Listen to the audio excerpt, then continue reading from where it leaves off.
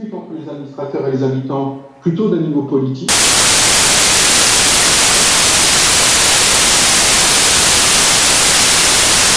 Créer les conditions pour que ce soit possible. Donc voilà un peu quelques éléments un peu centraux, et un autre élément que j'aimerais vraiment partager, juste, ça vous parle, enfin, vous voyez ce schéma-là, c'est-à-dire que l'hypothèse sur laquelle on a été, c'est qu'on n'est pas obligé de casser la démocratie représentative, on peut peut-être la faire vivre autrement, plutôt sur une fonction d'animateur, de dialogue, d'être garant, que de je décide à la place d'eux. Ça, c'est, et dans les centres sociaux où on expérimente un petit peu ces façons de faire là, c'est vrai que ça amène finalement des choses assez révolutionnaires et intéressantes. Par contre, ça ne peut fonctionner que si ici, entre les administrateurs et les salariés, alors la direction et les salariés, ça ne peut fonctionner que si on est excessivement clair sur les rôles, les fonctions, les places, les délégations des uns et des autres. Parce qu'un des autres enjeux qu'on a, plutôt lié à la dimension de l'engagement, c'est que demain, faisons le pari que dans nos centres sociaux, nous n'aurons plus, je vais utiliser un gros cliché, mais on dit souvent que dans les années 60-70, quand on s'engageait dans une association, on y était corps et âme, on y était tous les soirs, on était engagé à mi-temps, etc. Ce qui bouge aujourd'hui dans la façon dont on s'engage, c'est que on va plus avoir dans les années qui viennent des personnes qui vont s'engager de la même manière. Et peut-être que c'est tant mieux pour une partie, c'est pas forcément que triste. Ça veut dire qu'aujourd'hui, on pense beaucoup plus aux équilibres entre la vie privée, l'engagement et la vie professionnelle. Et c'est aussi chouette. Mais nous, on a un vrai enjeu, c'est si demain, nos présidents, nos membres du bureau sont plus là 3 jours par semaine, il faut quand même qu'on puisse continuer à fonctionner dans notre centre social et qu'il y ait un véritable pilotage politique porté par des habitants. Ça signifie potentiellement que si les administrateurs sont vraiment sur le portage politique, et est-ce qu'on peut l'être en étant présent 2 heures par semaine plutôt que 3 jours par semaine, est-ce qu'on peut faire ça? Ça signifie qu'il y a des vraies délégations à penser aux professionnels sur le fonctionnement de la machine. C'est un changement aussi un peu de paradigme sur le rôle de l'administrateur dans le fonctionnement de la machine. Il faut bien évidemment que les administrateurs continuent à contrôler la machine. Un budget, c'est quelque chose d'éminemment politique. Comment il est mis en œuvre, ça ne peut pas être 100% délégué aux salariés. Comment un trésorier continue à contrôler que la mise en œuvre du budget se fait en conformité avec les décisions politiques est un élément important. Mais quelque part, je caricature, il faut qu'on passe, et c'est vraiment une caricature et prenez-le comme ça, il faut qu'on passe de les administrateurs, je dis il faut qu'on passe, c'est une hypothèse qu'on travaille, mais peut-être faudrait-il passer de, et je caricature, les administrateurs décident quelle photocopieuse on achète, quels pneus on doit monter sur le véhicule 9 places, est-ce que c'est des Michelin ou des Radial, enfin vous voyez toutes ces questions-là qui souvent encombrent encore nos instances, pour être plutôt sur du politique, et quand on se rend compte, plutôt parler de mais qu'est-ce qui se passe dans le territoire, et comment le centre social peut prendre sa part en cohérence avec ses valeurs et son projet, et du coup il faut assumer une vraie délégation sur le fonctionnement à la direction et à l'équipe. Et on n'était pas complètement comme ça dans nos modes de fonctionnement associatifs et dans nos modes de fonctionnement dans les centres sociaux. Mais c'est ça aussi que ça vient interroger. Et pour y arriver, ça nécessite de se poser de façon assez forte autour de cette phase-là et de construire des schémas de délégation qui sont excessivement clairs et qui peuvent répondre à un objectif qui est celui de dire on a moins de temps quand on est administrateur, comment on l'utilise au mieux pour être sur le sens et sur le projet, et du coup, il faut quand même continuer à contrôler comment la machine elle fonctionne, mais déléguons du pouvoir de fonctionnement aux salariés. Vous voyez, ça vient un peu questionner le regard historique qu'on avait sur le fonctionnement des associations. Et dans les centres sociaux. Donc ça, c'est le deuxième élément qui vraiment vient percuter notre mode d'organisation. Dans les centres sociaux qui ont expérimenté dans la recherche-action, ceux qui avaient compris ça autour de le rôle des administrateurs, qui ont voulu expérimenter des administrateurs qui sont plus en dialogue avec les partenaires, les habitants et garants du projet global, mais qui n'avaient pas clarifié des nouveaux modes de délégation, en fait, ils ont explosé. Ils ont explosé parce qu'ils continuaient à faire comme avant, c'est-à-dire à s'occuper de la machine, et ils ont voulu mettre de l'énergie en plus pour aller dialoguer, et on n'y arrive pas. Surtout dans ce contexte global, où petit à petit, l'évolution de l'engagement fait que, avec les équilibres professionnels, familiaux et engagement, on regarde les choses un peu autrement, et on ne s'engage plus de la même manière. Donc voilà. Je suis bientôt arrivé à la fin de la demi-heure là, qui m'était octroyée, mais en conclusion, sur cette dimension-là, il nous semble vraiment qu'on a des chemins potentiellement à explorer qui sont quand même assez j'avais utilisé l'adjectif excitant et pour les professionnels qui du coup, dont le métier devient bien plus que de porter des projets, de créer les conditions pour que les gens puissent les porter. Vous voyez, là, il y a des choses qui bougent.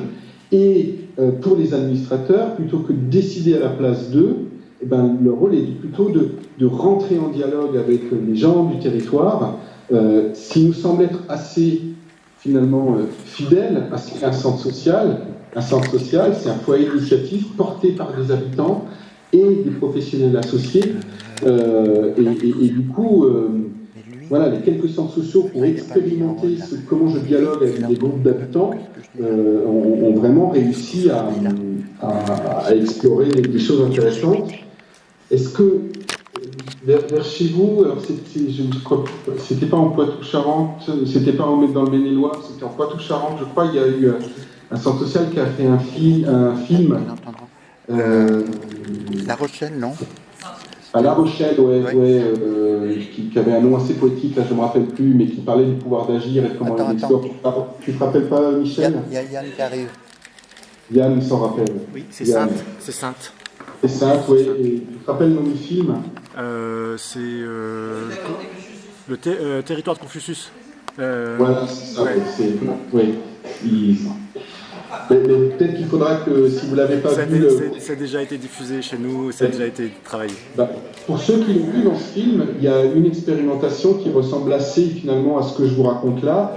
C'est que dans le centre social, ils avaient mis en place une espèce de conseil des actions, conseil des activités, où en fait, dès qu'il y avait une action, une activité qui potentiellement pouvait arriver, ça ne passait pas au conseil d'administration, ça passait au sein de ce conseil, et les gens qui voulaient monter leur projet ou leur activité rencontraient directement une représentation du centre social et ils dialoguaient des conditions dans lesquelles ça peut se mettre en place. Oui, c'est une traduction très concrète du comment on peut incarner cela avec des modes d'organisation. Ils avaient un nom précis, je suis désolé, je me rappelle bien du principe, mais ça fait quelques mois là que j'ai pas revu le film et du coup je me rappelle plus comment ils ont appelé cette instance-là, mais voilà, c'est une instance toute simple. Projet. Merci beaucoup, merci Yann. Comité projet. Voilà. Mais vous voyez, autour de cette idée-là du comité projet, dans l'expérience qui est montrée dans le film, ils sont réellement dans du dialogue avec des habitants qui viennent avec un projet, etc. Et le rôle du centre social, là, il est de dire, mais comment on peut vous aider? Est-il pertinent que nous vous aidions? Jusqu'où? Est-ce que c'est bien cohérent avec le sens de notre projet et les valeurs et les axes de notre projet, etc. Mais du coup, d'être administrateur, ça devient... c'est une vraie fonction politique là, qui est incarnée et moins une fonction de gestionnaire, de co-gestionnaire avec la direction. Voilà. Il y a des tas de choses. D'ailleurs, Yann, je pourrais peut-être vous faire passer le petit livret qu'on a construit sur la formation, ou au moins qui soit téléchargeable en PDF. Si vous voulez rentrer un peu dans les détails de tout ça, il y a des outils. C'est diffusé déjà dans les centres. Dans certains centres. D'accord. Mais l'idée, c'était de vous présenter un peu les grands principes autour de ces enjeux de gouvernance. Et vous voyez, ça touche à la fois le pilotage et la gouvernance. Moi, je ne sais pas comment le dissocier dans ce que je vous présente, parce que c'est à la fois le mode d'organisation démocratique et le comment on pilote le projet qui est questionné là. Et les deux sont imbriqués. Voilà, je sais pas dissocier quelle est la... Enfin, en tout cas, c'est les deux dimensions qu'on a interrogées ou qu'on a expérimentées ensemble, avec les interactions qu'il y a. Et pour terminer, peut-être juste pour vous faire un élément pour partager un élément de réflexion qu'on porte actuellement à la Fédération nationale, mais en lien avec les fédérations, je crois, c'est... on est certainement dans notre réseau confronté à un enjeu énorme de la question du portage politique de nos projets. Et moi, depuis que je travaille à la Fédération nationale, je le sens encore plus que quand j'étais sur le terrain. Toutes les réunions nationales que je fais là depuis quelques mois, il y en a eu beaucoup sur emploi aidé, sur des tas de choses là, et puis le gouvernement fait tout plein de concertations actuellement. Et ben, dans les centres sociaux, on est les seuls à venir à toutes ces réunions ministérielles avec un administrateur et un professionnel. L'ensemble des autres réseaux associatifs qui viennent dans les réunions nationales, ce sont les délégués généraux qui viennent tout seuls, et il n'y a plus d'administrateurs, d'habitants, enfin vous voyez, et ça illustre que dans la vie associative globalement en France, je pense que les professionnels sont en train de prendre le pouvoir. Et pas parce qu'ils sont méchants, hein, mais parce que on ne s'adapte pas à l'évolution de l'engagement dans la société, etc. Mais je crois que si nous, dans les centres sociaux, on ne fait pas gaffe, on pourrait avoir, on ne fait pas attention, pardonnez-moi pour mon langage, mais si on ne fait pas attention, on pourrait tomber dans les mêmes travers qu'un certain nombre d'autres réseaux amis. Et surtout, le projet de centre social ne serait plus le même. Dire que ce qui fait l'essence d'un projet de centre social, c'est des habitants, un foyer d'initiative porté par des habitants et des professionnels associés, soit on est associé, mais c'est un foyer d'initiative porté par des habitants. Et que si on ne fait pas attention, on a potentiellement demain des super directeurs en capacité peut-être de piloter, parce que c'est vrai que c'est de plus en plus complexe, et des habitants qui risquent de ne plus trouver leur place là-dedans.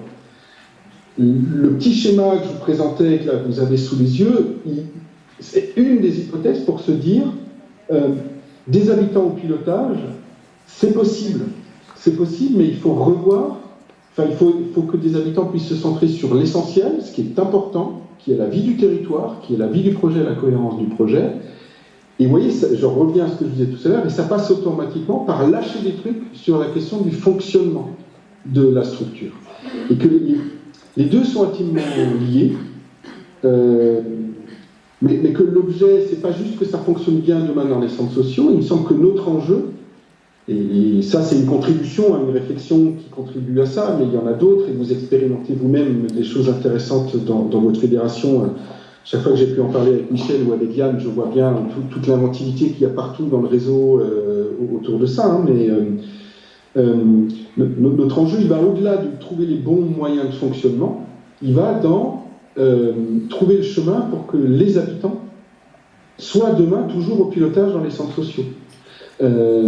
Et que ça ne vient pas juste toucher du bon fonctionnement, ça vient toucher ce que nous sommes, notre identité, l'essence même de notre projet et l'essence même de ce qu'est un centre social dans un département en France aujourd'hui. Donc je pense que ce chantier-là, de la question des habitants au pilotage, et du coup, quelles répercussions ça a sur notre pilotage, notre mode d'organisation, la répartition du pouvoir, etc., c'est pas un chantier qui est secondaire, c'est un chantier qui est primordial dans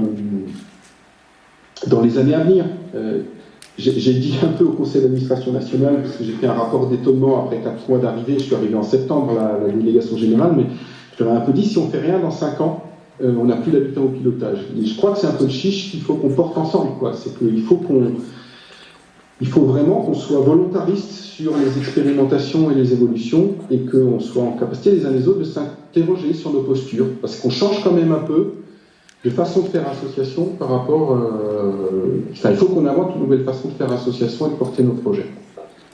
Ok. Voilà. Et ça va, je suis dans les temps. On m'avait dit midi et ça, il est midi 16. Tu entends les applaudissements? Ouais, parce que je suis dans les temps. Merci. Super. Faut que tu parles. Non, on va pas. Tiens. On va passer à des questions. Bien, écoutez, merci de toutes Donc, ces... si tu restes ça avec marche nous. pas. Allô, Oui, oui, je suis avec vous, hein, pas de souci. allô. Non, ça marche. Après, moi, tu parles. Merci en tout cas de toutes ces interventions. Vous avez sur vos tables des petits papiers qui ne sont pas hauts. Il est parfait, il est parfait. Vous avez sur votre table des petits papiers, donc si vous voulez qu'on passe les prendre, ou sinon on se balade avec... Toi, là, je t'entends. Oui. Ou sinon on se balade avec le micro pour les questions qu'il y a à poser. Je crois qu'Amélie en avait... Mais là, par contre, j'entends plus. Attends. Si quelqu'un est en train de parler, je n'entends pas. Non, t'as personne qui parle, c'est normal. Ah, c'est bon, tout va bien. C'est bon là? Oui. Alors, une première question pour Anne Beauvillard. Comme ça? Pouvez-vous préciser votre exemple concernant le principe d'action entre rôle et identité? Ça, c'est sur Comment un la autre structure a-t-elle modifié sa manière d'organiser les réunions? Vous l'avez évoqué en disant... Ah, il ne faut pas me poser les questions des autres intervenants, hein, je ne vais pas y arriver. Voilà. Patience. Là, c'est bon. Alors,